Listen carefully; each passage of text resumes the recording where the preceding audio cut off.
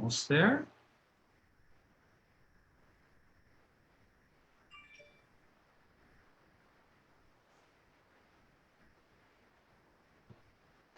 And 3, 2, 1, we are live. Good evening, bonsoir, and shalom to our viewers, and welcome to the Jewish Public Library's Literary Salon of Open Books. My name is Trudis Goldsmith-Reber, and I'm one of the co-chairs of the English Programming Committee. We co-chairs of the English Programming Committee, we do assist the GPL's Director of Programming, Roxana Browns, in making events like the one of today happen. Thank you, Roxana, for bringing our guest to our viewers today. Again, she's persistent and successful in being able to do that.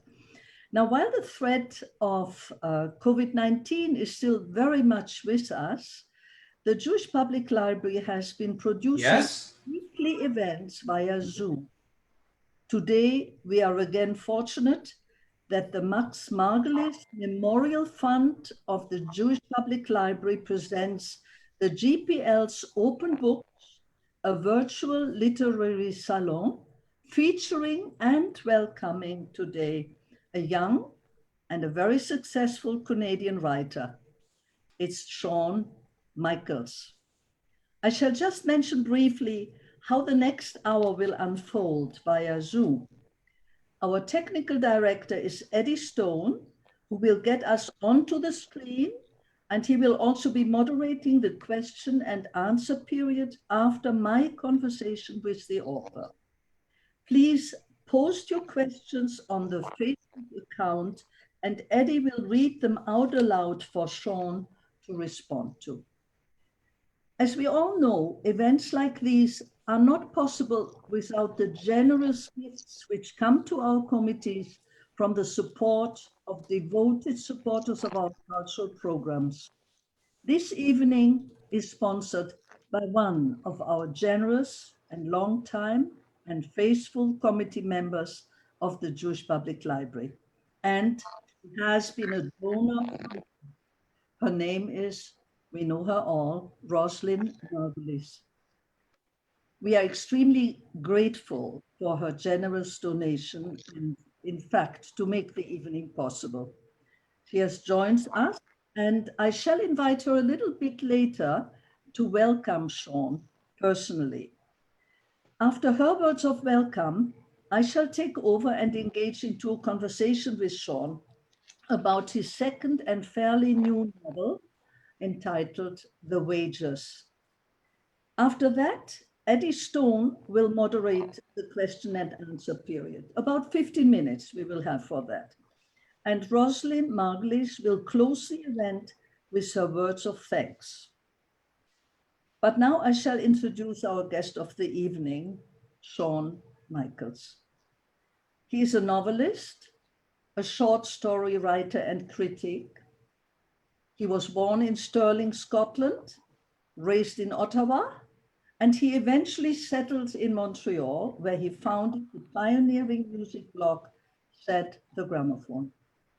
His debut novel, As Conductors, received the Scotiabank Giller Prize, the QWF Paragraph U McLennan Prize for Fiction, and was nominated for the Amazon First Novel Award, for the Kirkus Prize, for the International Dublin Literary Award, and in translation, the Prix des Libraires de Québec.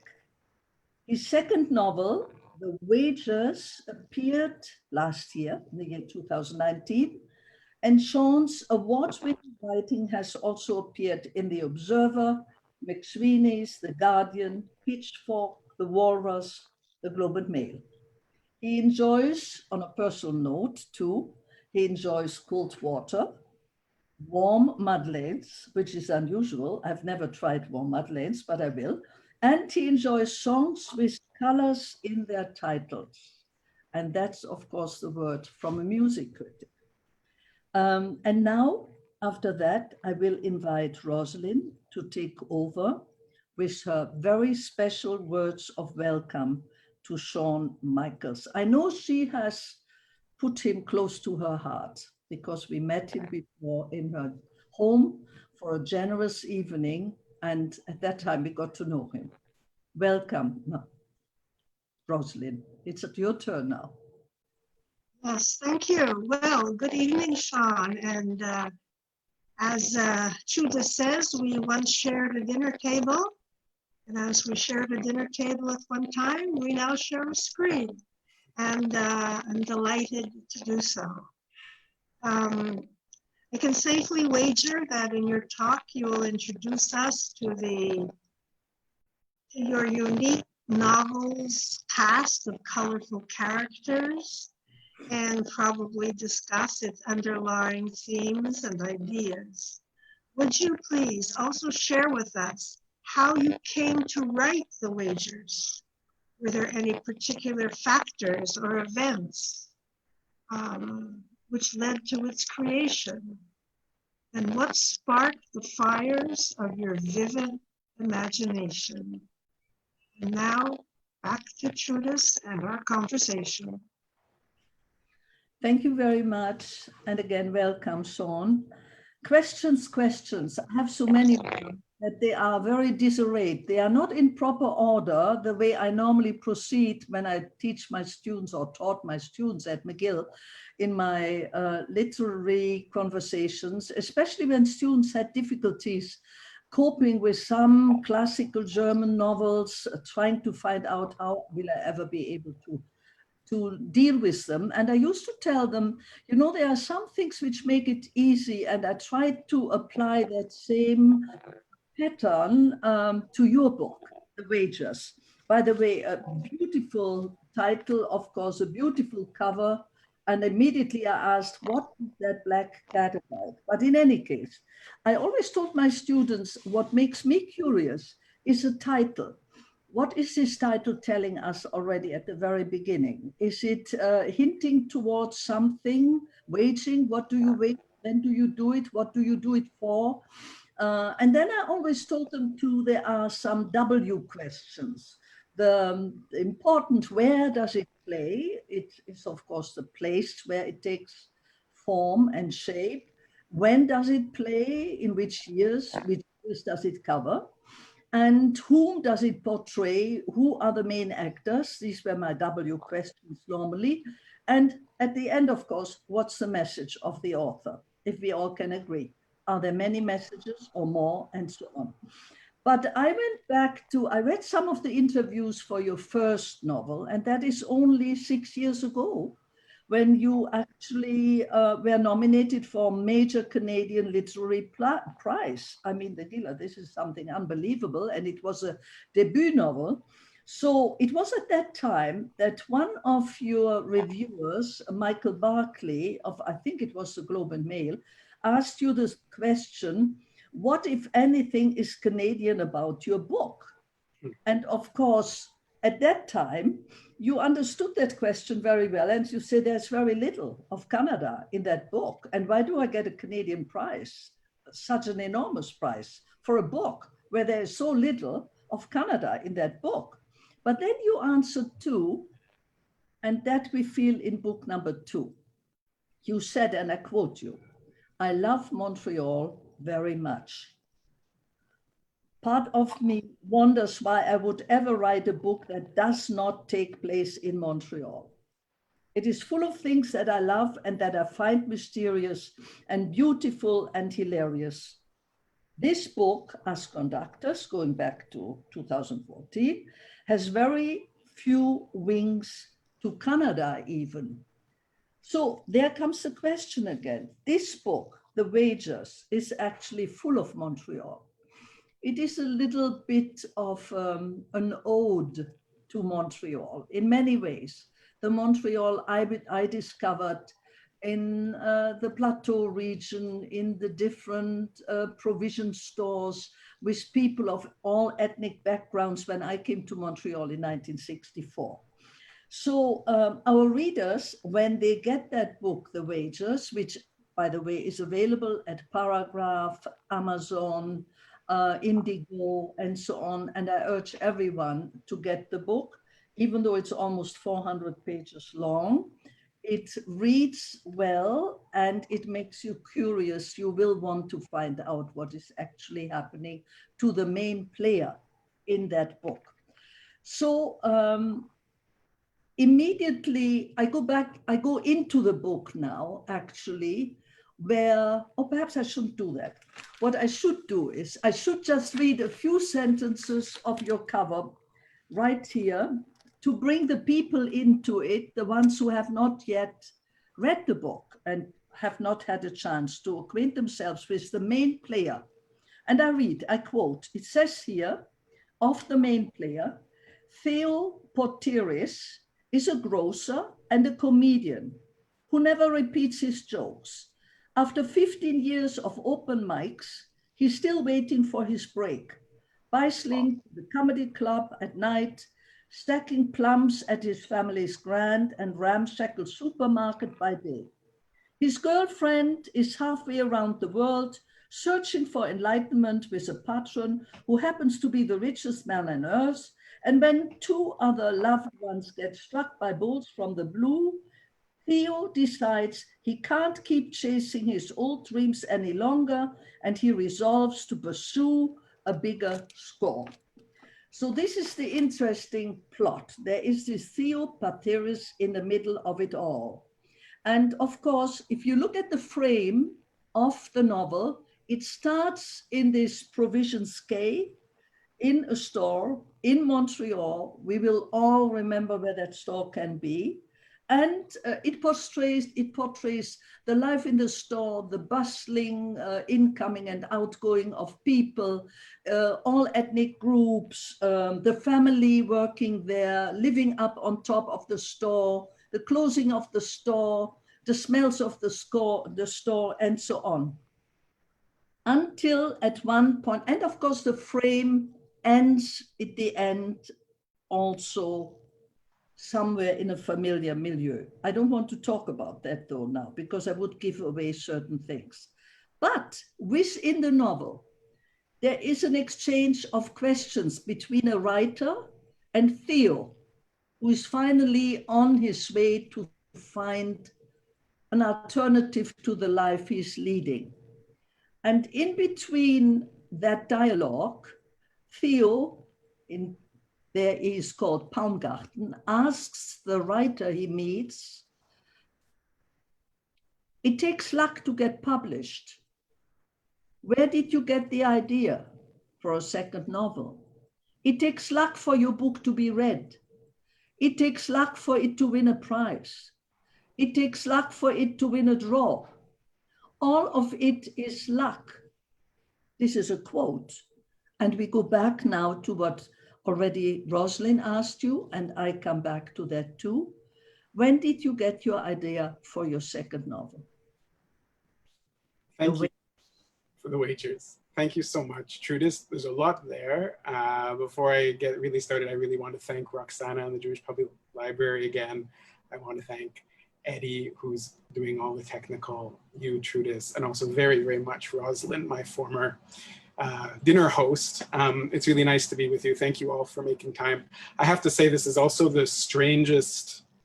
I haven't done many of these COVID talks, and I find it very peculiar.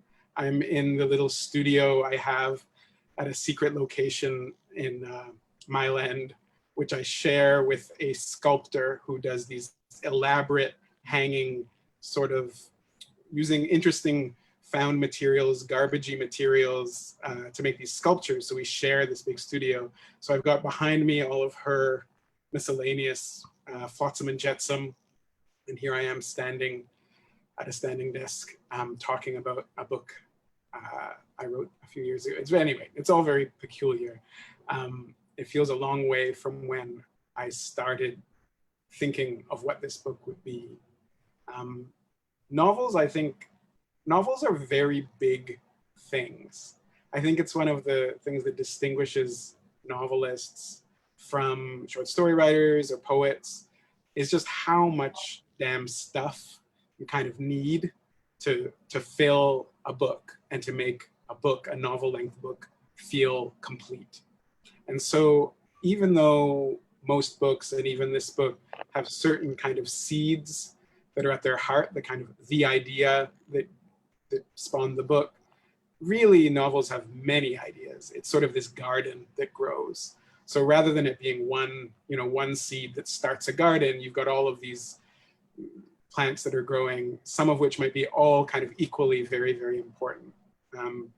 I also have realized gradually that unlike some novelists I've spoken with or read interviews with, one of the things I like to do with my books is to write a different book than the book I just wrote. I like to experiment. I like to learn while I'm writing. I like to kind of teach myself and challenge myself as I go.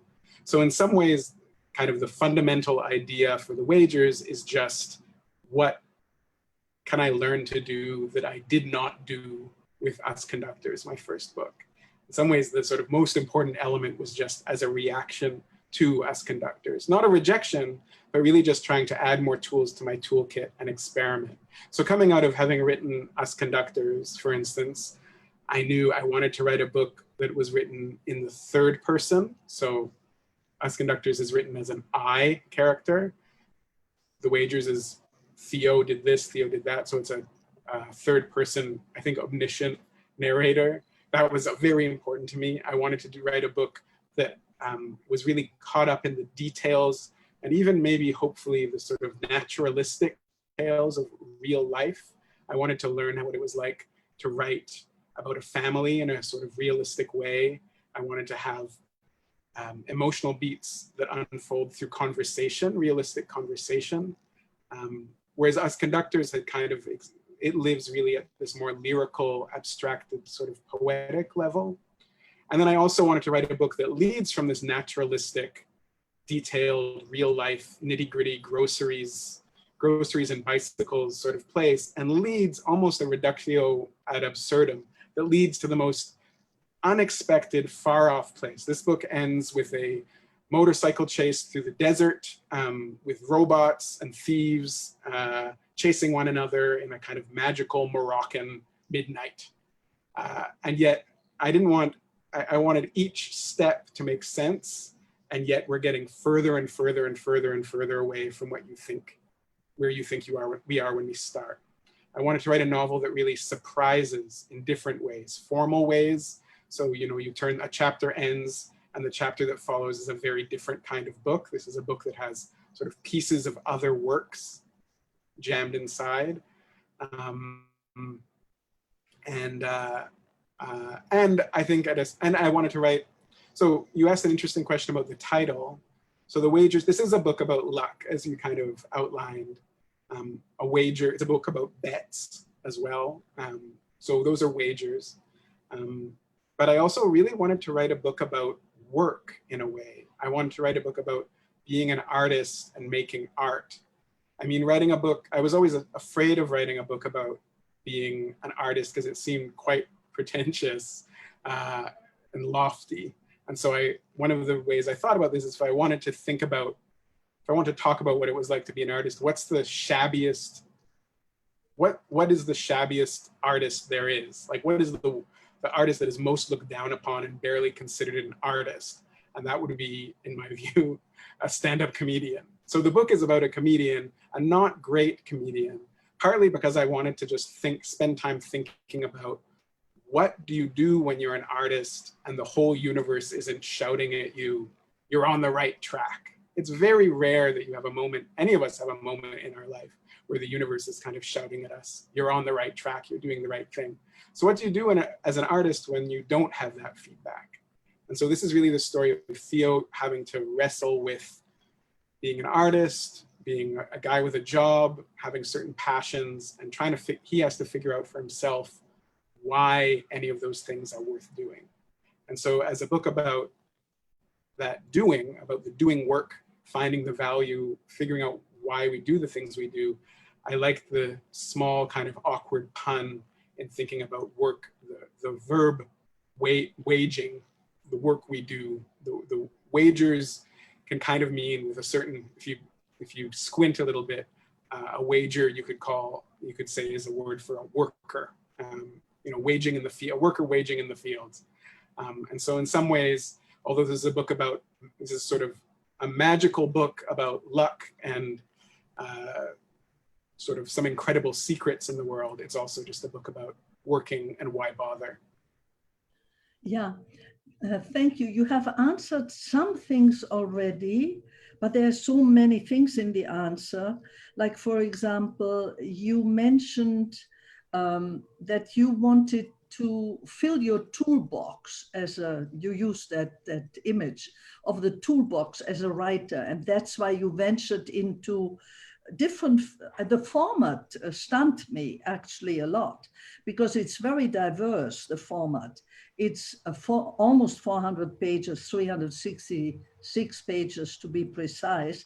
It's 22 chapters long. Some are clearly entitled chapter 1, 2, 6, 8, 11, 12, and so on.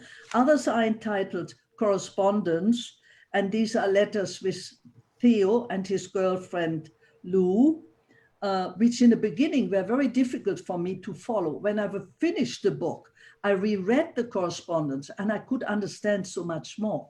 I had to go back because they are suddenly appearing within the chapters. Some chapter might be entitled not chapter 20, but Daniel, or the very last Sovereign Cour, which appeared only once before.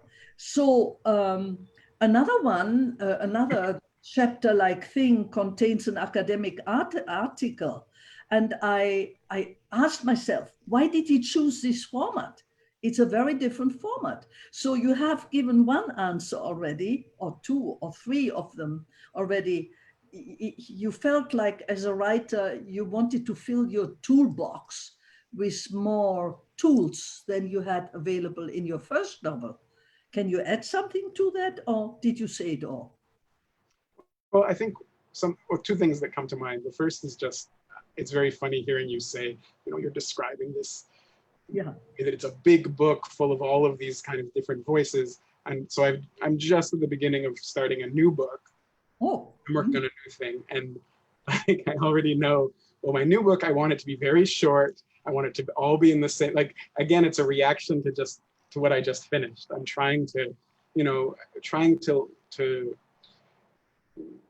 learn, but I think also, we all have different favorite writers, and I'm definitely someone where the writers that I love a lot of writers, a lot of different kinds of writers, but the ones I'm most fond of, most personally fond of, not just that I admire, but I'm fond. I really have that kind of personal affection for, are writers who are great writers, but whose books come out and I don't really know what their new book is going to feel like, what it's going to look like. When I open it, I know that it isn't going to be, yet another realistic family drama, or yet another, space novel of spaceships and wizards. Whatever the last book was, the next one will be a bit of a slippage and a change. And I'm drawn to that, and so I see that in myself. But the other thing I wanted to say is that this book, I really craved the feeling of a trap door. I love reading books where I'm kind of growing acquainted with a world. I feel like I understand the room that this book takes place in, and then suddenly a door opens in the floor, and you peek down, and there's a whole new room there, a whole new world. Or I think of my kind of fuzzy childhood memories of the book, The Secret Garden, the children's book, The Secret Garden, and that kind of childhood dream of, imagine, there being a garden or a yard, and there's a door that leads to another even more magical garden behind that door. That feeling of just, oh, there's a new world there that I didn't even know was waiting for me, is something that has a lot of power for me. And so The Wagers in particular is a book where I wanted, there's on the formal level, as you've said, there'll be a chapter that suddenly, oh, I thought we were just getting this, might start by feeling that you're just getting the narrative piece by piece of Theo going about his day, and now we're reading letters. Now I'm reading a novel written by one of the excerpt of a novel written by one of the characters in the book. Now I'm reading a kind of opaque and hard to read academic text. Now I'm reading out of nowhere a chapter from another perspective. So there's that kind of a trap door opens and there's something new. But also the book itself, as I said, it opens with this fairly naturalistic, maybe hyper-saturated, like extra colorful, but still sort of natural family, real world thing. And then suddenly there's a group of, you know, crazy mathematicians who are betting millions on whether it's going to be sunny tomorrow and who's going to win a baseball game. And then later we get to even more elaborate, or not elaborate, we get to an even more magical realm of, you know, this book is a book with literally some magic in it, with magical substances, and thieves go chasing and looting this stuff from each other. So it's a trapdoor upon trapdoor. Yeah, it is. It is. And I mean, the first part where we get to know Theo Potiris in the store, in the Provisions K store, it's a store we all know. We'll identify with it. And right at the end, something happens. By the way, I also got the audiobook and you read it, and you read it magnificently well, I must say, because I found that your voice behind the figures, it gave it a special color. I was touched to tears at time, actually.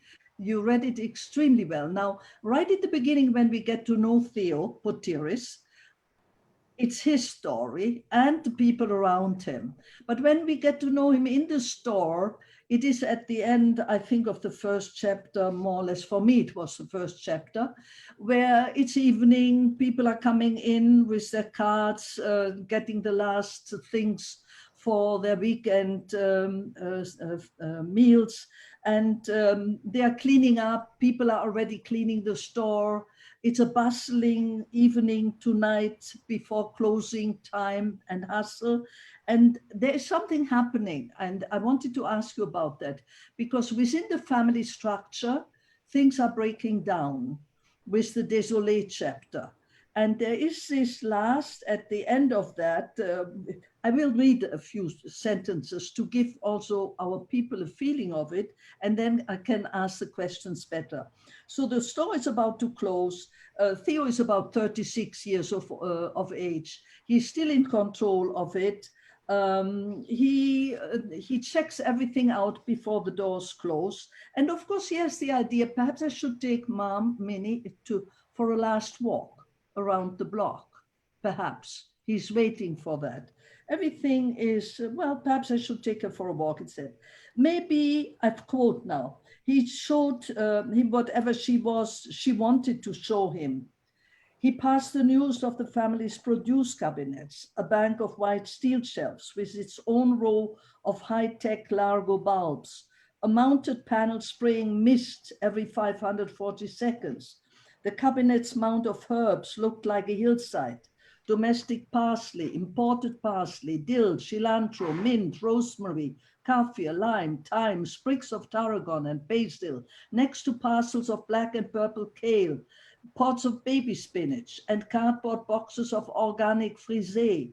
Theo remembered standing as a boy beside the herbs, his eyes closed, inhaling, exhaling, imagining Greek valleys and Roman gardens, magic country.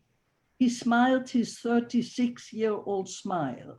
The mister misted at him, and then at the end of the row of produce, sitting in a wooden chair that had been there since another age, since the war, since long before the spritzing cabinet or the refrigerated produce section, since before Theo was born, there he saw his mother. Her eyes were shut, her fingers interlaced atop the round of her belly, a perfect dreamer. "Hi, Mom," Theo murmured. She didn't stir.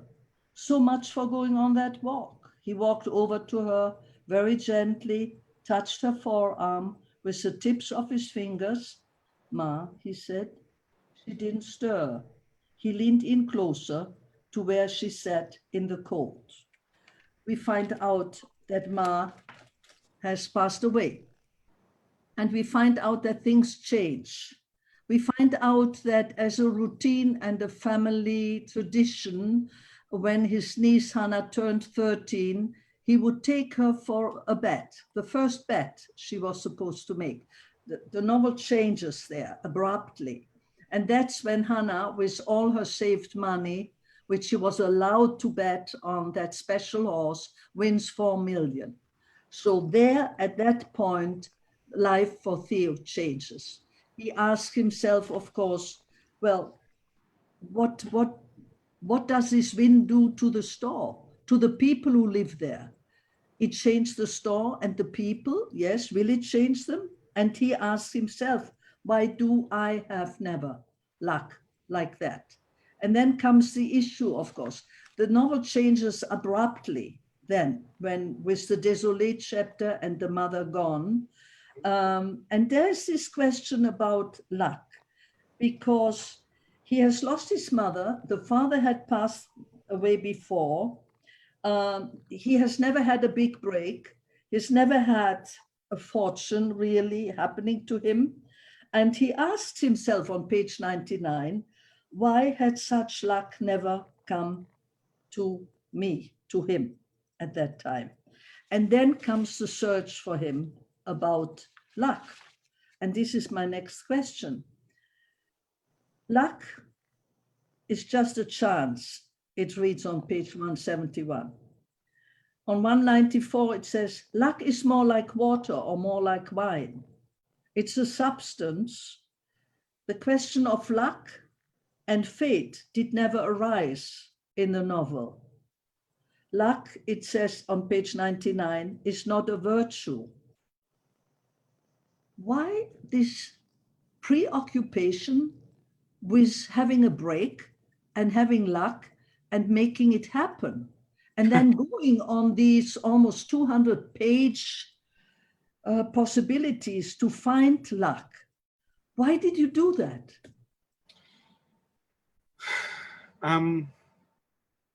It frustrated me. Mm-hmm. What it did to the character. I find it interesting that you found that so alien, Trudis. I found it alien, yes. That's very interesting to me. That's very interesting. I mean, I feel like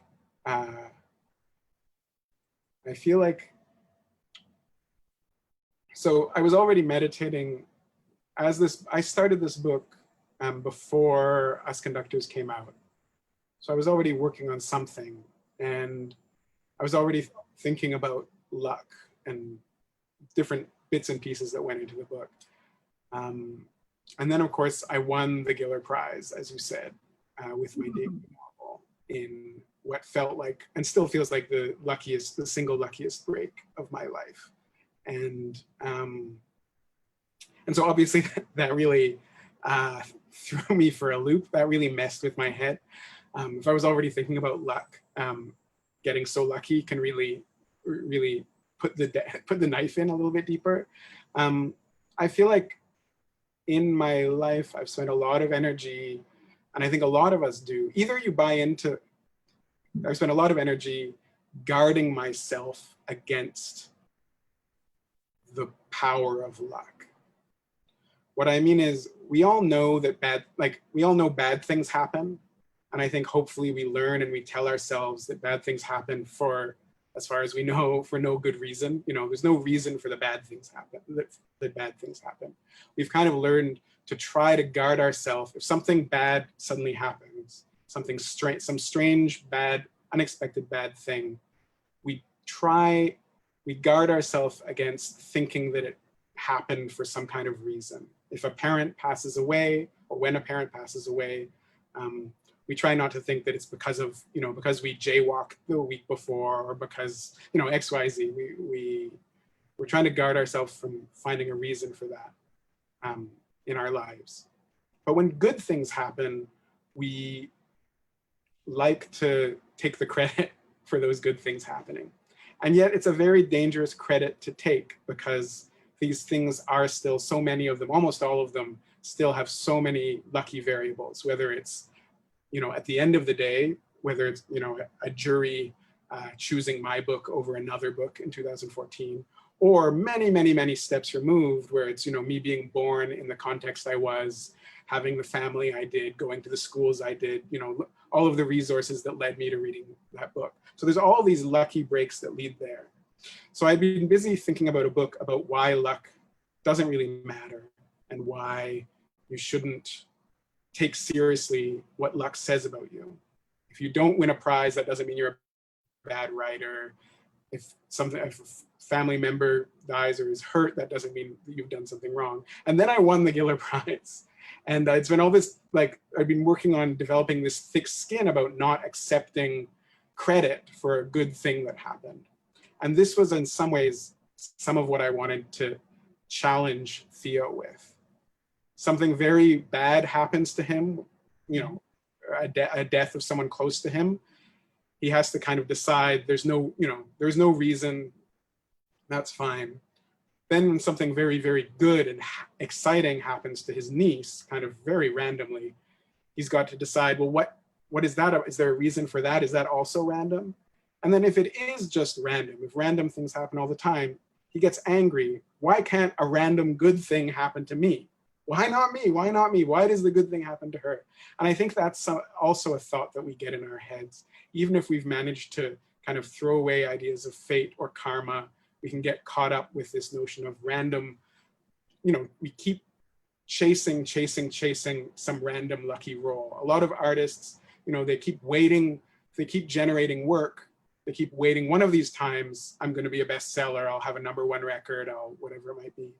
And I think the thing that I realized, what I feel and what I've tried to imbue in this book is you have to get away from being so obsessed with those dice rolls, and you have to recognize that the value and the virtue and the happiness and the fulfillment comes not from finally getting your lucky break, but from the journey, from the process. It's a cliche, but it's also a cliche that we find hard, I think, to learn. So I wonder, Trudas, if you learned that much earlier, that you don't feel this need to chase something, that you recognize the satisfaction that comes from just being on the road. I don't know. I don't know. You know, I mean, as a literary scholar dealing with German classical novels, of course, and being baptized with Goethe's novels, there is always this, it is luck, it is chance, it is fate, and it's destiny. I mean, things happen without you doing something to it. Theo seems to want to do things to himself to make this luck change, and that's why the wages. In fact, at one point, you see him almost disrobed, because he says, I want my mother back, I want my father back, I want a big break, I want a fortune. Why did such luck never come to me? I feel like an orphan. And you feel in that chapter that he has lost almost everything which made him proud and happy and satisfied in his Provision K world with his family. But only after that big break, first of all, the mother gone, the father was gone, or had been passed away already. And then, of course, Hannah, the 13-year-old niece, winning 4 million and changing virtually the face of Provisions K. So his world is crumbling. And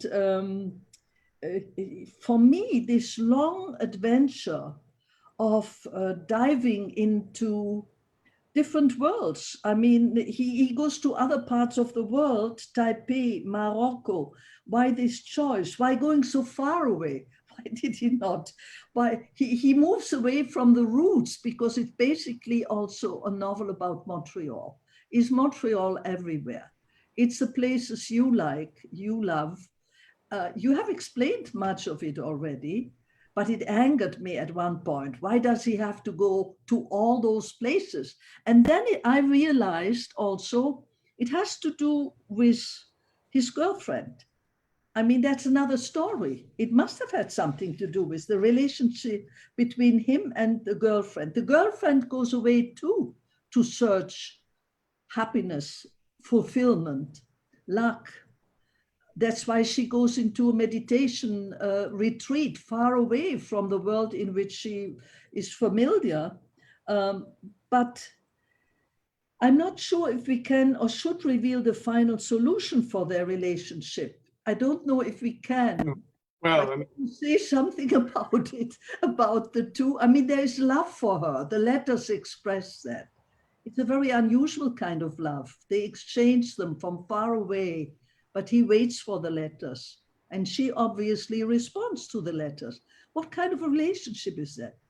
well, I think that we're all, I was going to say we're all, but except for you. No, I mean, I feel like it's a common, many of us, myself included, are tempted into this. We want to have found the thing. We want to have kind of found the thing, whether it's in love, whether it's in our careers, whether it's in our families, whether it's in the place we live, whether it's in prosperity and wealth. It's not so, it's in a lot of cases, it's this tempting feeling. It's like, I don't want to write a book so much as I want to have written a book. Or furthermore, I don't want to write a book so much as I want to have written a successful book. Mm-hmm. Or I don't want to fall in love. I don't want to be in a relationship so much as I want to have been in, the great relationship of my life. So much as I want to have found my soulmate. And I think that Theo, in the relationship that takes up sort of the first, it's present throughout the book. There is another romantic relationship in the book with a woman named Simone, but his relationship with Lou is very, I mean, both of them to some extent, but with Lou is very much, both of them, especially with where they are in their lives in their 30s, they want so desperately to have found the person. Theo in particular wants so much to have found the person, but it's almost more important than the question of whether he feels truly happy or whether it's a truly perfect match. And I think at a certain point, Lou recognizes that this match isn't serving her as well as it needs to, but he's so keen to have found the thing that he almost can't notice that until towards the end of the book. Or similarly, Theo has his work at the grocery store is work that satisfies him in a lot of ways, and he's a comedian who enjoys the dumb and brilliant pastime of telling really truthful comedy, but he hasn't been successful enough to successful by some exterior metric to feel that he has found the thing, that he has succeeded. And it's this anxiety that he feels that he just can't be comfortable with that really, I think, short circuits him. And the book's crazy peregrinations, all the places it goes, is him desperately, itchily, making bad choices or wild, magical, impulsive choices as he tries to have found the thing, instead of just concentrating on what fulfills me right now, what is wondrous that's right here in the city in front of me today. It's interesting though, because perhaps you explained it. Perhaps I wanted too much to find a fulfillment in that relationship between Lou and Theo. Perhaps I would have wanted, or Simone for that matter too, because you approached it very often, that you had in your description, beautiful description, by the way, when he finally meets Lou in the desert, and the description of the desert and the moon and the animals and the clothes they are wearing and the wind, what it does with those white bleached clothes. Very, very, very poetic. I felt your music in those words there. Or when she writes him from the desert where she is, where she has found her kind of fulfillment with this man. Also, I wanted to know more about this man because you portray him in a certain way, very attractive way, and I can understand that she feels for him. But there was always that final meeting was always missing. And that was the same thing with Simone. And I was angry about it. So when I finished with the book, I went back and read the correspondence differently. And the correspondence actually takes on a very different meaning. All these descriptions, when she describes, he asks her, are there camels there where you are?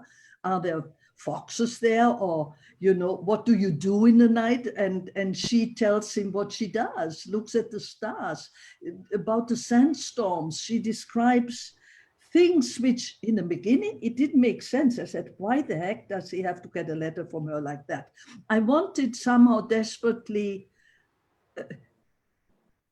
I can't give the end away because you people have to read the book. Not Sean, he knows it, he has written it, but you others have to read the book because it finally calms me down. When I had read the last chapters, I finally, my anger went, if you can understand that. Well, I think because you have written the book, I'm just a receiver of what you have written. And I got angry at times. I stopped it. I was even at the cottage up at the lake where I could have taken a kayak ride or taken a swim. And in any case, I was just wanting something to happen in the book of a kind which I wanted, perhaps. And you chose not to give me. So there was this relationship, and I'm still sad at the end that something didn't happen. we can't give that away. People have to read it. But again, what about, yeah, sorry. I want to say there is something perverse about storytelling. So, I mean, a good story is usually a suspenseful story, a story where you want to find out what happens next. And how do you create suspense as a writer? I mean, or as a storyteller? The fundamental way is just you withhold information.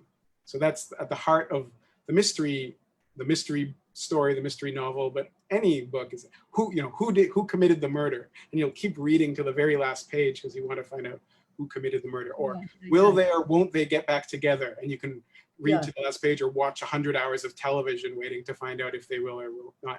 And so there's something deeply perverse about just the fact that to tell a story you have to withhold information in different ways. And I think it is this sort of funny mixture of both driving the reader crazy and also kind of giving them enough new ideas and new thoughts and story that it's satisfying and fulfilling. But I recognize there's something kind of perverse about not giving the reader what they want, but that's how you hopefully keep them reading. Yeah. But why did in the novel, why did the question of luck and fate never arise for you? I asked this question again, perhaps because I'm schooled in this German novel interpretation set of Goethe, where he claims, that fate, we cannot do anything about it. Yeah. We are born when we are born, we are just there. And for him, it is fate. It's not luck. It has nothing to do with that, because luck can be shaped by us. There are possibilities where we can make it happen in very different ways. But he claims, of course, in his classical novels, that with fate, we cannot do anything about it. We are put on this planet at one point against our will, and we are there, and then we have to deal with that fate. But how we shape it, how we fall in love, for example, he said, it's another powerful tool, which he calls eros. And we are struck by it, but we can shape it. It can be good and it can be bad, but it never appeared in your novel. Did you think about it at all? I wonder. Us Conductors is a book a little bit about fate, in that it's really one of the questions he's asking himself is about this kind of true love, destined love idea, and imagining it with Clara and then trying to decide if that's real or not. Yeah. But when you say all that, I wonder if it's just because I at a certain level, I just don't believe in fate in that way that Goethe does. Yeah. So that problem of, we have a certain destiny, whether it's from God or whether it's a kind of physical determinism, which is that the atoms, the arrangement of atoms in the world is going to lead to the next arrangement of atoms in the world, and laws of thermodynamics, and there's no way that the free will can act on that. Anyway, there's a whole scientific kind of fate you can believe in. Just both those things don't seem, don't trouble me. Or when they do trouble me, like when I find myself worrying about fate and destiny, I kind of get angry because I don't believe, like I think that it's a habit of mind that's untrue, that I somehow tricked myself into kind of at some deep level believing in fate, but I don't. I don't know. It's one of sort of a value system that I'm always trying to cast off. So it's not something that maybe troubles me. One question, I do not know how much time we have, but we have to allow for questions from people who have perhaps sent them in. Can you give an answer to this question or not? Why did the book end the way it ended? I can't give away the way it ended. So, why did you choose this? I think of proportions of the first part, when the mother dies and when the luck strikes Anna, and then comes this big part in between, and then comes the end. yes. Why did it? I mean, Theo has changed in the end. Yes. Enormously. Yes. Why did you want it to end this way without giving away too much? I don't know exactly what you're asking. If you're asking why did that middle part happen? That's one thing. Or if you're asking why we had to go back, why what happens at the very end occurs. I can say that, one of the germs of this book was a dream. I had a dream, and in this dream, there was somebody who was a comedian or an artist or a writer, I wasn't sure what. He was kind of working away at his art. It wasn't really going anywhere. And because it wasn't going anywhere, he was feeling that itchiness I talked about. He meets a woman. She inducts him into the secret truth of she and her friends, which is that they are thieves. And in my dream, she showed him a kind of bat cave full of the treasure they had plundered. And it was things like, other versions of the Mona Lisa, the Leonardo da Vinci, sketches of the Mona Lisa, or sort of like bizarre, the kilogram. So there's the amount of weight that is a kilogram. Exactly 1 kilogram is represented by an actual object that is kept in Paris under lock and key and represents what is a kilogram, whatever weighs exactly as much as this object. So they had stolen the kilogram, this kind. Anyway, they had weird, obscure, esoteric loot. And he decided to join with them, not because he wanted to be a thief, not because he needed loot and treasure, but just because he wanted to have done something incredible. And he has some adventure in the dream, and then it ends with him kind of at the end realizing that fundamentally that was unsatisfying and he shouldn't do it. And to me, there was just something in that story of the artist who goes on this crazy wild goose chase that's magical and incredible and exciting and erotic and any of these things, and then ends up at the end realizing that it was a wild goose chase to a certain extent, that to me spoke deeply to me. And that's all I can really say. Yeah, because it consoled me and it made me go back to various things. And I saw Theo, our hero, our main character, really surrounded by all the other colorful characters, but I saw him in a different light, and I went back to read certain things again. And I must say, some of your prose is extremely touching. It's so musical. The descriptions are magnificent of a nature scene, just an aperçu, the sky over Morocco in that one night, or the sound of the sand when they are trying to approach the main field of their attack and so on. There are so many things, or even description of Montreal around Provisions Quay, whether it's in the fall. It's extremely poetic, extremely beautiful to read some of those passages. So I thank you for that. And I think we have to let some other people who have questions in, if Eddie is there, to read them to us. Then do that before I steal all the time. But I have to person, my dear. Okay. Fair enough. Thank you both. At the moment, we're just waiting for a couple of questions to come by from the viewers, if they so desire. We have a little time. One question that did come in was basically, Sean, when you're writing, it's just a general question, I suppose. I've heard that sometimes writers will write primarily for themselves, audience be damned and that sort of thing. But obviously they are writing, or they will talk about their works to other people, or maybe show them first. Do you have an audience of first readers that you particularly share this book with and your other works? I do. It's been different audiences at different times. I mean, for different books, I've had different kind of constellations of things. It's really helpful to have, it's helpful to have readers, but what I've personally, so my wife didn't see The Wagers until it was basically finished, for instance. One of the things that I've realized over the years is, for me, it's really helpful not to show my work when it's still in progress to readers, but to show it to writers. And I really need people who don't just see the weaknesses or the strengths and the weaknesses, but see like where the causes of those weaknesses are, or understand, how to fix it. So it's not just, oh, the roof is weak. It's perhaps it needs a beam there, new shingles and that, but those kinds of things. And so at different times, I've had different writers.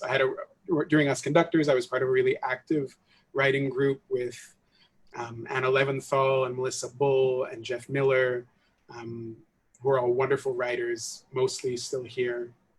But then since then, that's dissolved a little bit as people are doing less writing. The new manuscript I just sent to a wonderful I just sent like a chapter to a wonderful Montreal writer called Michael Steeves, to show him some pages, a friend of mine, to get his feedback. My agent sees it at times, but these things are helpful, but they're also distracting, because the hardest part of writing a novel is finishing a novel, like just getting to the end of a draft. And if you spend too much time getting feedback on pieces of it and then reworking until you're really pretty far along, you're kind of constantly reworking the same early sections. So I have to it's tempting. You want the validation, you want to involve someone else, you want to make it social and not so lonely, but it can also be that kind of sharing can be counterproductive. Of course. Just another question, since you sort of mentioned it. A couple of people were asking, can you give a little bit of detail about the upcoming novel at all? I mean, they obviously want to read this one, but yeah. Well, okay. I'll say this. I told this story. I gave a reading when the book came out at Westmount Public Library. So I feel like it's public domain, which is. I'm writing a book that takes place in the near future. However, I am heavily inspired by these events that took place in about 75 years ago, 50 years ago. There's a great American poet named Marianne Moore. Some of you may know of her. She was very, very famous in the mid 20th century and then kind of fell out of favor.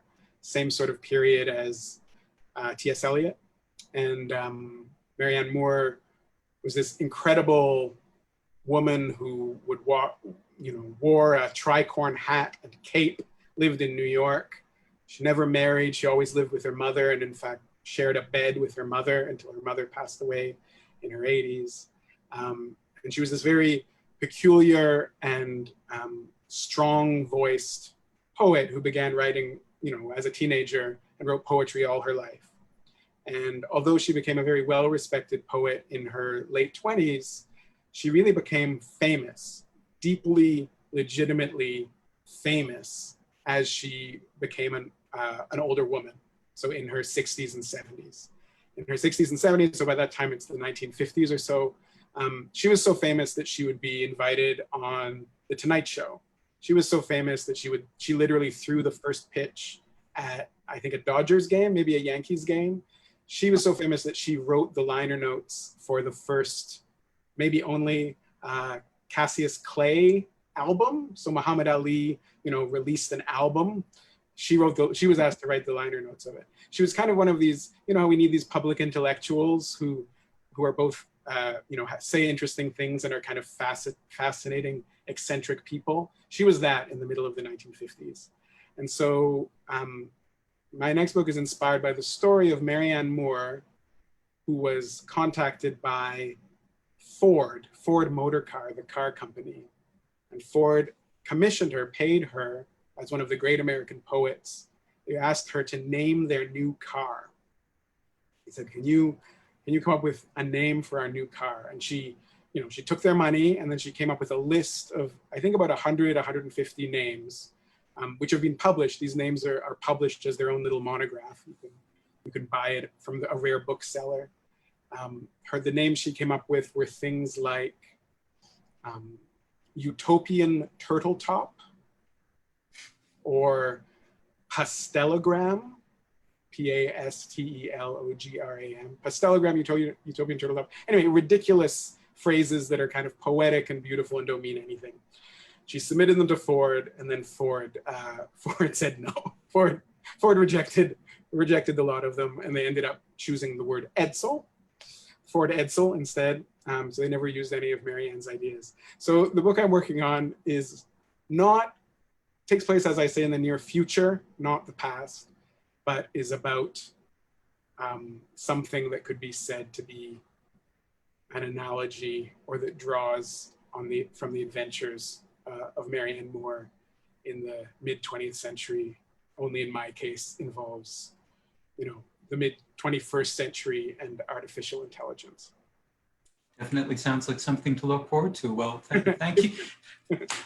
Thank you, Sean. I guess, let me see. Okay, I'm not sure if we have time for more questions. So Rosalind, I think you just had some stuff you wanted to say? I'm not mistaken. Just a few words. How many minutes do I have? I would say, let's say 5-10 minutes, perhaps. Okay, I was thinking of just being very superficial here, but I'll just say what I had planned to say, and I think I'll have enough time. Basically, during this pandemic, experts have promoted the need for stories, telling stories, reading and writing stories, sharing stories, to keep us connected and maintain our sense of well-being. So especially a big thank you to Sean Michaels for writing his stories, or sharing his stories, and especially for sharing some information about his upcoming novel. Also, thank you to Trudis, our ever popular, I was going to say TV host. I promoted you to TV host. Trudis, our ever popular chairperson. To Roxana for her dedication in bringing these programs. To our technological genius, Eddie Stone. When anyone in the library has a problem, it's Eddie who gets to solve it. To the JPL for continuing to bring enlightening programs to our homes. And to you, our viewers and participants. If anyone would like to sponsor a speaker, a local speaker, or one from afar, don't be shy. It's really simple. You'll be helping the speaker, obviously. You'll be helping the JPL and the many people who share these events. So take a moment and think about it. In closing, I wish a good evening to all and to all a good evening. Thank you. Thank you very much, Rosalind. Thanks a lot, Sean. My Thanks a lot. pleasure. Everyone stay safe, be well. Thank Oh, you. yes. Yes. Thank you. Take care. And we are waiting for that new novel. When will it be ready? You never know. Never know. Hopefully the pandemic will be over by then. Well, yes. But it will give you time to reflect, perhaps even more now. Yeah. More, than when you would be on tour, demanded all over the place. I mean, it's just simply the time to control yourself, to be with your writing and your imagination. Good luck. Good luck. Thank you. Thank you very much. Good night, everyone. Thank you and good night. Good night, and thank you all. He's still there?